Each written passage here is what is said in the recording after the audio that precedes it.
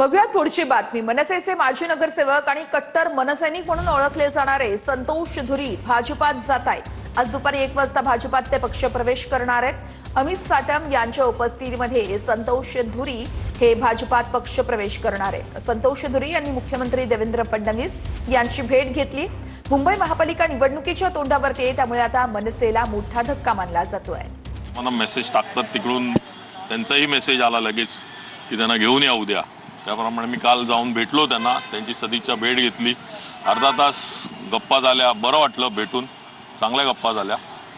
आणि बाकी जे माझं पॉलिटिकल जे काय आहे ते मी दुपारनंतर तुम्हाला नक्की कळवेन। पण तुम्ही भाजपमध्ये जाणं यामागे कारण काय? तुम्ही 194 मी तिकीट वगैरे हा विषय येत नाहीये। तिकीट वगैरे हा विषय नाहीच आहे। नाही, हे कसं आलं माहितीये ना की त्या दिवशी पण मला वाटते की कोणीतरी कुठल्या तरी चॅनलने एक बातमी लावली, नॉट रिचेबल। त्याच्यानंतर त्याचा एवढा गवगवा झाला की नॉट रिचेबल धुरी, संतोष धुरी नाराज। मलाच माहिती नव्हतं, मलाच कळलं नाही।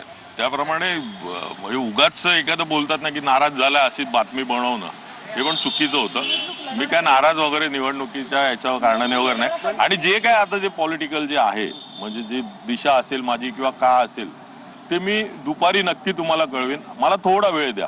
तुम्ही एवढी माझी दखल घेतलीत आणि मला भेटायला सकाळीच आला तिकडे, त्याबद्दल मी खरोखर मनापासून तुमचा आभार आहे। तुम्ही म्हणताय की या सगळ्या नाराजीच्या नाही आहेत बातम्या, पण तुम्ही बोलताय नाराज वगैरे काय नाही, तुमचा भाजप प्रवेश आधीच फिक्स झाला होता का? ना, मला चांगलं वाटलं की एका नितेशजी राणे जे म्हणजे माझे आमचे कोकणातले आहेत, आमच्या नेहमी संपर्कात असायचे, ते काही कामं असली पण याची तर ते भेटायचे आहेत आम्हाला, आमच्या जी चर्चा करायचे, कुठे मदत करायची आम्हाला ते बरं वाटलं की ते स्वतः एवढे आलेत तिकडून, सिंधुदुर्गावरून रात्री प्रवास करून आले संध्याकाळी।